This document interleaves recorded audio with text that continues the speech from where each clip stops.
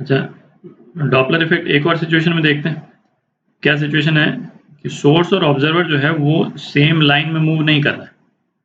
ठीक है, अभी तक अपन क्या देखते आए थे कि जैसे ये यदि सोर्स है ना, और ये ऑब्जर्वर है,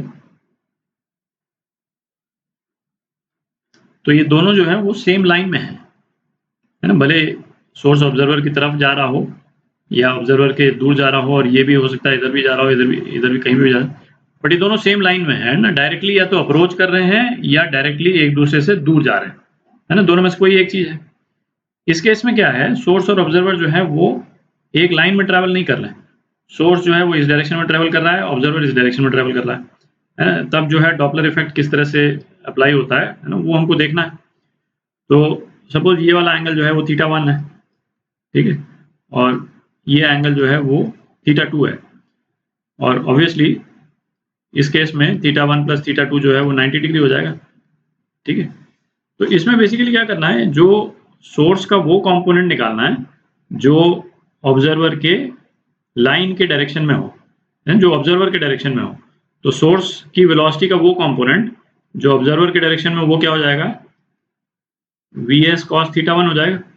ठीक है, और ऑब्जर्वर की भी वेलोसिटी का वो कंपोनेंट जो सोर्स के डायरेक्शन में है, वो क्या हो जाएगा, vo cos θ2 हो जाएगा।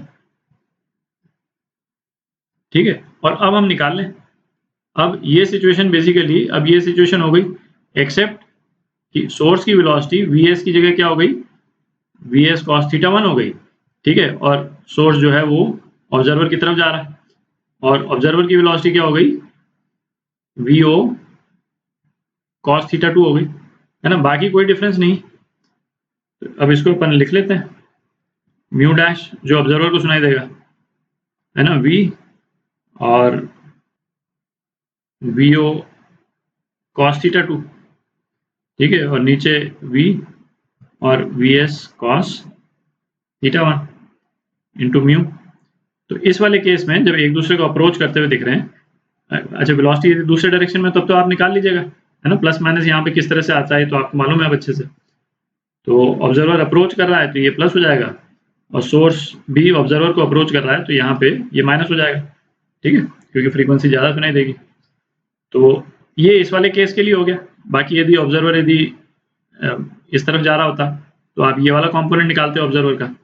सोर्स यदि इधर इस तरफ जा रहा होता, सॉरी सोर्स यदि इस तरफ जा रहा होता तो आप ये वाला कंपोनेंट निकाल लेते। ठीक है, और वैसे करके फिर आप कर लीजिएगा। अच्छा, इसमें और इस वाली सिचुएशन में जब एक लाइन में हो तो एक इम्पॉर्टेंट डिफरेंस क्या है कि जैसे यहाँ पे होता था तो क्या हम लिखते थे, v plus minus v naught upon v plus minus v s, है ना, डिपेंडिंग ऑन ऑब्जर्वर दूर जा रहा है या पास आ रहा है ना, दोनों।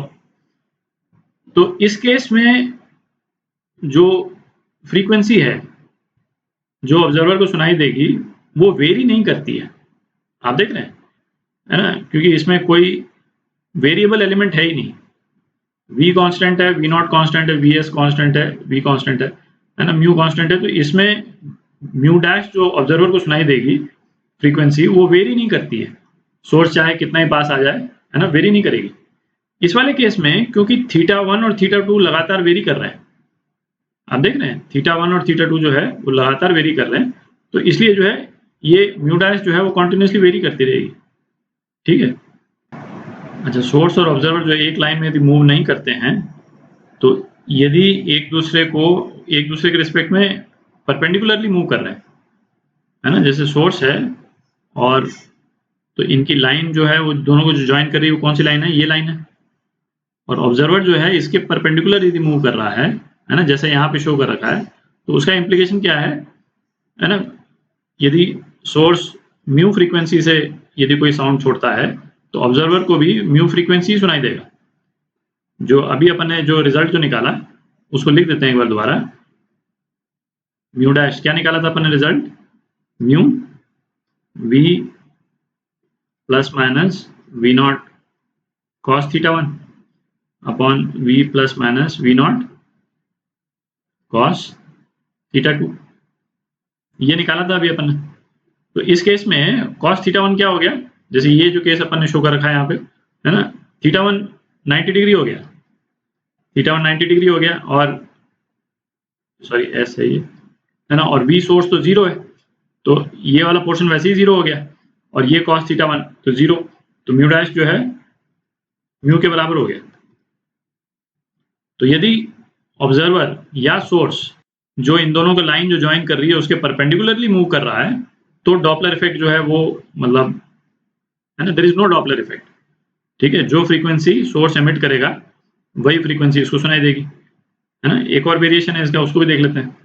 यदि सोर्स और ऑब्जर्वर इस तरह से मूव कर रहे हैं, है ना, सर्कल के डायमीटर के अपोजिट, और दोनों की वेलोसिटी सेम है ना, यदि वेरी कर गई तब तो मतलब ये हो जाएगा, है ना, तब तो कोई लाइन ऑफ अप्रोच आ जाएगा उसमें, बट इन दोनों को ज्वाइन करने वाली लाइन क्या है, ये है, और मैग्नीट्यूड इन दोनों की वेलोसिटीज का सेम रह रहा है थ्रू आउट, तो दोनों जो है वो डायमीटर के अपोजिट साइड में रहेंगे, है ना।